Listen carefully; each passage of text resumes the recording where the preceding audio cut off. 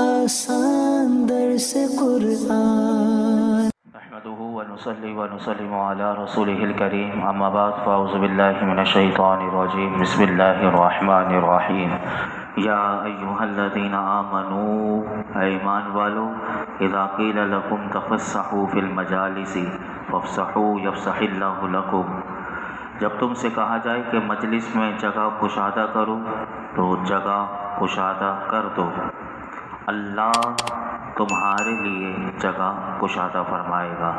وَإِذَا قِيلَ انشُزُوا فانشُزُوا، اور جب کہا جائے کھڑے ہو جاؤ تو کھڑے ہو جایا کرو۔ يَرْفَعِ اللَّهُ الَّذِينَ آمَنُوا مِنكُمْ وَالَّذِينَ أُوتُوا الْعِلْمَ دَرَجَاتٍ وَاللَّهُ بِمَا تَعْمَلُونَ خَبِيرٌ، اللہ تم میں سے ایمان والوں کے اور ان کے درجات بلند فرماتا ہے جنہیں علم دیا گیا، اور اللہ تمہارے کاموں سے خوب خبردار ہے۔ اس آیت کریمہ میں اللہ رب العالمین نے آداب سکھائے ہیں مجلس کے، کہ مجلس میں آنا ہے اور مجلس میں بیٹھنے والے آنے والے مسلمان کی کس طرح کی تعظیم کریں گے، وہ اس آیت کریمہ میں سکھایا گیا۔ کل اسی آیت کریمہ کے تحت ہم نے آدھی بات سماعت کر لی تھی، آج اسی آیت کریمہ کے آدھے حصے کی تفسیر آپ کے سامنے بیان کی جاتی ہے۔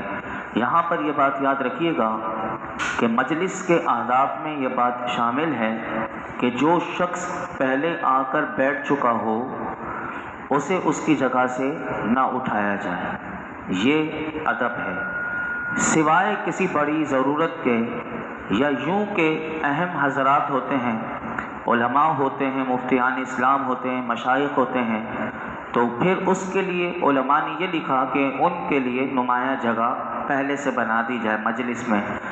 اسی طرح جیسے دینی دنیاوی دونوں قسم کے جو حضرات ہوتے ہیں، کوئی مجلس ہوتی ہے تو ان کے لیے اسٹیج ہوتا ہے، اس میں سب سے آگے جگہ دی جاتی ہے، ورنہ ویسے یہی ہونا چاہیے کہ بڑے اور سمجھدار حضرات کے لیے حکم یہی ہے کہ اگر آپ مجلس میں سننے کے لیے آئے ہیں تو قریب اور آگے بیٹھا کریں۔ اب سنیے میرے آقا علیہ الصلوۃ والسلام کی حدیث کیا ہے۔ حضرت ابو مسعود انصاری رضی اللہ تعالیٰ عنہ روایت کرتے ہیں کہ نبی کریم صلی اللہ علیہ وسلم نے ارشاد فرمایا کہ تم میں سے جو لوگ بالغ اور عقل مند ہیں انہیں میرے قریب کھڑا ہونا چاہیے، پھر جو ان کے قریب ہوں، پھر جو ان کے قریب ہوں۔ یہ میرے حضور نے ادب سکھا دیا۔ ہماری ماں ام المؤمنین عائشہ صدیقہ رضی اللہ تعالیٰ عنہ سے روایت ہے کہ رسول اللہ صلی اللہ علیہ وسلم نے ارشاد فرمایا کہ لوگوں سے ان کے مرتبے اور منصب کے مطابق معاملہ کرو، یعنی جس کا جو منصب ہے، جو مرتبہ ہے، اس کے مطابق اس کے ساتھ معاملہ کرنا چاہیے۔ ہر ایک کو ایک ہی لاٹھی سے نہیں ہانکنا چاہیے کہ سارے مرتبے اور منصب والوں کا بھی لحاظ رکھا جاتا ہے۔ اسی طرح علماء نے یہ بات بھی اسی آیت کے ضمن میں لکھی کہ جو فضیلت والے اور جو مرتبے والے حضرات ہیں انہیں بھی چاہیے کہ وہ بھی جب کسی مجلس میں آئیں تو وہ کسی کو اٹھا کر اس کی جگہ پر نہ بیٹھیں۔ کثیر احادیث ایسی ملتی ہیں کہ کسی کی جگہ سے اسے اٹھا کر اس کی جگہ بیٹھنا بھی یہ منع کیا گیا۔ سنیے میرے آقا علیہ الصلوۃ والسلام نے اس سے کیسے منع فرمایا۔ حضرت عبداللہ بن عمر رضی اللہ عنہما سے روایت ہے کہ رسول اللہ صلی اللہ علیہ وسلم نے ارشاد فرمایا کوئی شخص مجلس میں سے کسی کو اٹھا کر خود اس کی جگہ پر نہ بیٹھے۔ اسی طرح ایک اور حدیث پاک یہ بھی حضرت عبداللہ بن عمر رضی اللہ عنہما سے مروی ہے کہ رسول اللہ صلی اللہ علیہ وسلم نے اس سے منع فرمایا کہ ایک شخص کو کسی کو اس کی جگہ سے اٹھا کر خود اس کی جگہ پر بیٹھ جائے۔ البتہ میرے آقا نے پھر ادب بھی اس حدیث میں سکھایا کہ تمہیں چاہیے کہ اگر اس کے لیے جگہ نہیں ہے، اب وہ آپ کو کہہ بھی رہا ہے، ریکویسٹ کر رہا ہے تھوڑا سا سکڑ جائیے، تو میرے آقا نے فرمایا دوسروں کے لیے جگہ کشادہ کرو اور وسیع کر دو۔ یہ ادب اور یہ احترام ہے کہ آپ سامنے والے مسلمان کی عزت کے لیے آپ نے اپنے آپ کو سکڑ دیا، تو اللہ رب العالمین جیسے کہ اس آیت کریمہ میں ارشاد فرمایا کہ جب تم دوسروں کے لیے جگہ کشادہ کرو گے تو پھر رب العالمین تمہارے لیے جگہ کشادہ کر دے گا. اور بندہ اسی نیت سے کرے کہ رب تعالیٰ میرے لیے جنت میں جگہ کشادہ کر دے, دنیا میں میرے رزق میں کشادگی دے دے, میں اپنے بھائی کے لیے اس طرح کشادگی کر رہا ہوں, تو یہ کام ہمیں کرنا چاہیے.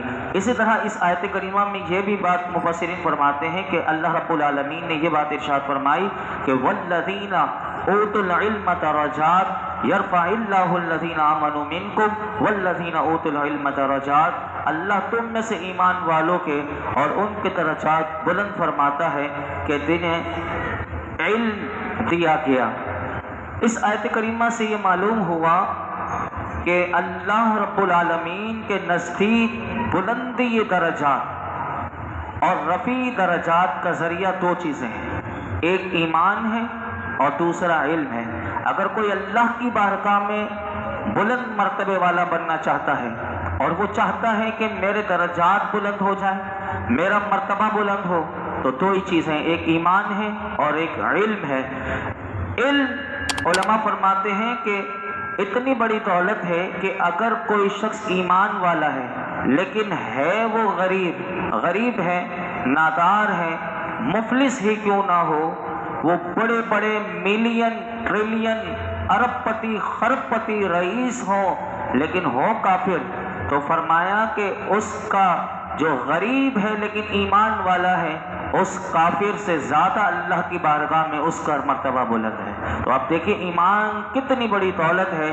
اسی لیے علامہ اقبال نے ایک شعر کہا تھا, بڑی خوبصورت بات اس میں آپ نے بتائی, فرمایا قطرہ آب وضو کمبر خوب تر از خون نائب کیسر.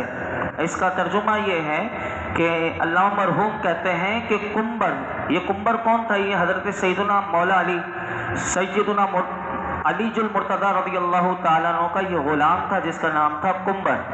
تو یہ اس کے وضو کا جو پانی کا جو قطرہ ہے, علامہ کہتے ہیں کہ کمبر جو سیدنا علی کا غلام تھا اس کے وضو کے پانی کا قطرہ قیصر کے خون سے زیادہ عزت والا ہے. اس وقت قیصر جو تھا سپر پاور تھا اور لیکن تھا کافر, جس نے کلمہ نہیں پڑھا تھا. فرمایا کہ مولا علی کے غلام کے وضو کے پانی کا جو قطرہ ہے وہ قیصر کے خون سے زیادہ عزت والا ہے. تو یہاں سے یہ بات پتہ چلی. اسی لیے اللہ رب العالمین نے جو اس آیت میں ہمیں جو بات ہمیں سمجھائی ہے وہ یہ ہے کہ صاحب علم جو ہے وہ جاہل سے اعلیٰ ہے, اور خواہ وہ جاہل جو ہے وہ بڑا جاگیردار ہی کیوں نہ ہو, دولت مند کیوں نہ ہو, اگر صاحب علم اگر غریب ہے تو وہ اس بڑے جاگیردار سے اور دولت والے سے وہ افضل ہے. اسی طرح حضرت فاروق اعظم رضی اللہ تعالیٰ عنہ خلفۂ راشدین کا دور اگر آپ دیکھیں تو آپ علماء صحابہ کو اگر وہ چاہے عمر میں چھوٹے ہوں لیکن آپ ان کو بوڑھوں پر ترجیح دیا کرتے تھے کہ وہ عمر میں بھلے چھوٹے ہوتے تھے لیکن ہوتے وہ علماء صحابہ تھے. تو بڑے بڑے بوڑھوں پر فاروق اعظم انہیں ترجیح دیا کرتے تھے, ان کو اپنے قریب بٹھایا کرتے تھے اور ان کی عزت افزائی فرمایا کرتے تھے. علم کے حوالے سے اگر آپ دیکھیں تو کثیر احادیث مبارکہ ہیں کہ جس میں میرے آقا علیہ الصلوۃ والسلام نے اپنی امت کو علم حاصل کرنے کے لیے, اور دیکھیے کہ اللہ بھی ان کے درجے کیسے بلند کرتا ہے, یہ آیت کریمہ میں سے بھی پتہ چلا. اب سنیے میرے آقا کا فرمان کیا ہے. نبی کریم صلی اللہ علیہ وسلم نے ارشاد فرمایا جو شخص علم حاصل کر رہا ہو تاکہ وہ اس علم سے اسلام کو زندہ کرے. اب دیکھیں علم بھی کس مقصد کے لیے حاصل کرے, فرمایا کہ وہ اس علم سے اسلام کو زندہ کرے اور اسی علم سیکھنے کے درمیان میں اسے موت آ جائے تو میرے آقا فرماتے ہیں اس کے اور انبیاء کے درمیان صرف ایک درجے کا فرق ہوگا. یعنی کتنا بڑا مقام ہے انبیاء کا مقام اور ان کا درجہ. دیکھیے میرے آقا فرماتے ہیں کوئی ایسا عالم دین جو بن رہا ہے علم دین سیکھ رہا ہے اور وہ یہ چاہتا ہے کہ میں اسلام کو زندہ کروں اور اس علم کو پھیلاؤں, اور میرے آقا نے فرمایا اسی اسلام میں اسے موت آ جائے تو فرمایا اس کے اور انبیاء کے درمیان صرف ایک درجے کا فرق ہوگا. ایک اور حدیث پاک سنیے کہ علم کی اہمیت کو سمجھیے کہ نبی کریم صلی اللہ علیہ وسلم نے ارشاد فرمایا قیامت کے دن 3 گروہ شفاعت کریں گے, پہلے انبیاء, پھر علماء, پھر شہداء. اور حضرت ابن عباس رضی اللہ عنہ فرماتے ہیں کہ اللہ رب العالمین نے حضرت سلیمان علیہ السلام کو اختیار دیا، 3 چیزوں میں سے ایک چیز لے لیجئے۔ حضرت سلیمان علیہ السلام سے کہا علم، حکومت اور مال، یعنی ان تینوں میں سے آپ کسی ایک چیز کو چوائس کر لیں۔ تو آپ نے علم کو پسند کیا، اللہ رب العالمین نے سلیمان علیہ السلام کو اس علم کو پسند کرنے کی وجہ سے آپ کو اس میں اتنی برکت دی کہ آپ کو بادشاہی بھی دی اور مال و دولت بھی آپ کو عطا کیا۔ اسی طرح اگر آپ دیکھیں تو اس میں بہت سی باتیں ہیں جو ہمیں سیکھنے کو مل سکتی ہیں۔ میں صرف احادیث مبارکہ کا مضمون آپ کے سامنے رکھتا جاتا ہوں کہ دیکھیے کہ کتنی احادیث مبارکہ ہیں، آپ سنتے جائیے۔ اللہ رب العالمین یہ ساری احادیث مبارکہ کا صدقہ ہم سب کو علم دین حاصل کرنے اور اس پر عمل کرنے کی توفیق عطا فرمائے۔ سنتے جائیے کہ کتنے فضائل ہیں۔ میرے آقا نے فرمایا 1 ساعت علم حاصل کرنا ساری رات قیام کرنے سے بہتر ہے، یعنی 1 لمحہ بندہ علم سیکھنے کے لیے بیٹھ جائے، اور ایک وہ ہے کہ ساری رات کھڑا ہو کر اللہ کی عبادت کرے۔ میرے آقا نے فرمایا کہ وہ ساری رات قیام کرنے سے بہتر 1 ساعت علم حاصل کرنا۔ اسی طرح فرمایا علم عبادت سے افضل۔ اب کیونکہ عبادت سے افضل اس لیے کہ عبادت میں اگر علم نہیں تو بہت سی غلطیاں کر سکتا ہے، لیکن علم سیکھ کر عبادت کرے گا تو اس کی نورانیت، اس کی روحانیت، اس کی برکت، اس کی قبولیت اور زیادہ ہو جائے گی۔ اسی طرح فرمایا علم اسلام کی حیات اور دین کا ستون، علماء زمین کے چراغ اور انبیاء کے وارث۔ مرنے کے بعد بھی بندے کو علم سے نفع پہنچتا رہتا ہے۔ اگر کتاب لکھی وہ جب تک پڑھی جائے گی اس کا ثواب پہنچے گا۔ شاگرد تیار کر دیے وہ آگے تیار کریں گے، سلسلہ جاری ہو گیا۔ اسی طرح فرمایا ایک فقیہ، یعنی ایک عالم جو دین کے احکام مسائل پر جس کو پوری دسترس حاصل ہو، تو ایک فقیہ جس کو پوری سمجھ دین کی ہے، میرے آقا نے فرمایا وہ شیطان پر ہزاروں عابدوں سے زیادہ بھاری ہے۔ یعنی 1000 عابد ہیں عبادت کرنے والے، ایک فقیہ ہے، میرے آقا نے فرمایا وہ ایک فقیہ 1000 عابدوں سے زیادہ شیطان پر بھاری ہے۔ اسی طرح علم کی مجالس جو لگتی ہیں جہاں درس بخاری، درس حدیث اور علم دین سکھایا جاتا ہے، میرے آقا نے فرمایا علم کی مجالس یہ جنت کے باغات ہیں۔ اسی طرح علم کی طلب میں کسی راستے پر چلنے کے لیے فرمایا کہ علم کی طلب میں کسی راستے پر چلنے والے کے لیے اللہ رب العالمین جنت کا راستہ آسان کر دیتا ہے۔ اس طرح فرمایا قیامت کے دن علماء کی سیاہی اور شہداء کے خون کا وزن کیا جائے گا، تو فرمایا کہ علماء کی سیاہی جو ہے جس سے انہوں نے کتابیں لکھی، پڑھا اور آگے پڑھایا، فرمایا وہ شہداء کے خون پر غالب آ جائے گی۔ اسی طرح فرمایا کہ جو عالم بنتا ہے اور بن گیا تو فرمایا عالم کے لیے ہر چیز دنیا کی مغفرت طلب کرتی ہے، حتیٰ کہ میرے آقا نے فرمایا کہ سمندر میں مچھلیاں بھی اس کے لیے مغفرت کی دعائیں مانگتی ہیں۔ ہم تو لوگوں سے کہتے ہیں ہمارے لیے مغفرت کی دعا مانگی ہے، لیکن میرے آقا نے فرمایا کہ جس نے علم دین سیکھا، جو عالم دین ہے بعمل، اس کے لیے سمندر کی مچھلیاں بھی اللہ سے اس کے لیے مغفرت کی دعا مانگ رہی ہیں۔ میرے آقا نے فرمایا علماء کی صحبت میں بھی اگر بیٹھ جاؤ تو فرمایا یہ بھی عبادت ہے۔ علماء کی تعظیم کرو کیونکہ وہ انبیاء کے وارث ہیں۔ اہل جنت میں علماء کے محتاج ہوں گے کہ جنت میں جانے کے بعد بھی وہ علماء سے پوچھیں گے ہم اللہ سے کیا مانگے، وہ علماء انہیں بتائیں گے۔ اور ایسی حدیث مبارکہ ملتی ہے کہ ہر جمعے کے دن علماء سے پوچھ کر پھر وہ جب اللہ کا دیدار ہوگا تو وہ جنت میں اس وقت جنت میں بھی علماء کے محتاج ہوں گے۔ اور فرمایا علماء آسمانوں میں ستاروں کی مثل ہیں کہ جن کے ذریعے خشکی اور تری کے اندھیروں میں راہ پائی جاتی ہے، اور قیامت کے دن انبیاء کے بعد علماء شفاعت کریں گے۔ اللہ رب العالمین ہم سب کو بھی علم دین سیکھنے کی ہمیشہ کوشش کرتے رہنے کی توفیق عطا فرمائے، اور ہم طالب علم ہی بنتے رہیں اور سیکھتے رہیں۔ اگلی آیت کریمہ جو آ رہی ہے وہ بھی بڑی زبردست ہے کہ جس میں آپ دیکھیں کہ کتنا آسان کر دیا ہمارے لیے۔ نبی پاک صلی اللہ علیہ وسلم سے پہلے سیکھنے سے پہلے صدقہ دینے کا حکم تھا، لیکن اس آیت کریمہ پر ایک ہی ہستی نے عمل کیا۔ وہ کون سی ہستی ہے وہ کل میں بتاؤں گا، کہ جنہوں نے حضور کی بارگاہ میں 10 سوال کیے تھے لیکن پہلے صدقہ دیا، پھر وہ کس طرح وہ 10 سوال بھی کیا تھے وہ بھی آپ کے سامنے عرض کیے جائیں گے پیر کے دن۔ اللہ رب العالمین ہمیں علم دین سے محبت عطا فرمائے اور قرآن و حدیث کا علم ہم سیکھیں، اپنے بچوں کو سکھائیں۔ اللہ رب العالمین ہماری زندگیوں کو بھی پاکیزہ بنا دے، ہمارے سب گھر والوں کی زندگیوں کو بھی اللہ پاکیزہ بنائے۔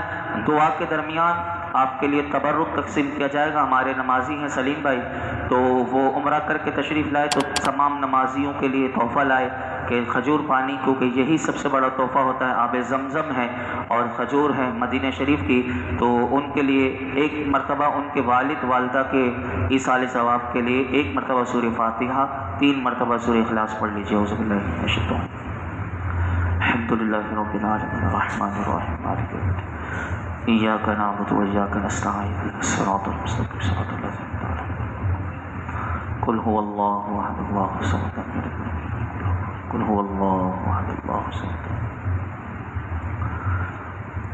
یا رب العالمین یا ارحم الراحمین، جو کچھ ہم نے پڑھا سیکھا سکھایا سنا اپنی بارگاہ میں قبول فرما، تمام کا ثواب ہدیتاً تحفتاً نبی پاک صلی اللہ علیہ وسلم کی بارگاہ میں پیش کرتے ہیں، قبول فرما۔ نبی اکرم صلی اللہ علیہ وسلم کے صدقہ طفیل تمام انبیاء کرام، تمام صحابہ کرام، تابعین، تبع تابعین، ائمہ مجتہدین، اولیاء کاملین، علماء راسخین، جمیع مومنین مومنات، مسلمین مسلمات کی ارواح کو اس کا ثواب پہنچا۔ بالخصوص میرے مولا اس ماہ ربیع الاول میں جن کا عرس پاک ہے اللہ سب کی بارگاہ میں پیش کرتے ہیں، قبول فرما۔ بالخصوص غوث پاک رضی اللہ تعالیٰ کی بارگاہ میں پیش کرتے ہیں، قبول فرما۔ یا اللہ اس کا ثواب ہم سب کے اور سلیم بھائی کے والدین، ننیال میں، ددیال میں، خاندان میں، رشتہ داروں میں، سسرالیوں میں، یا اللہ جتنے نمازیوں میں، اعزہ و اقارب میں، ہمارے خاندان میں، یا اللہ اس دنیا سے رخصت ہو گئے، تمام کی ارواح کو اس کا ثواب پہنچا۔ ہمارے تمام مرحومین کی مغفرت فرما، ہم سب کو دین و دنیا کی خیر، عافیتیں، بھلائیاں، سلامتیاں، عزتیں، نعمتیں، راحتیں، سکون عطا فرما، دونوں جہانوں کی ذلت اور رسوائی سے بچا۔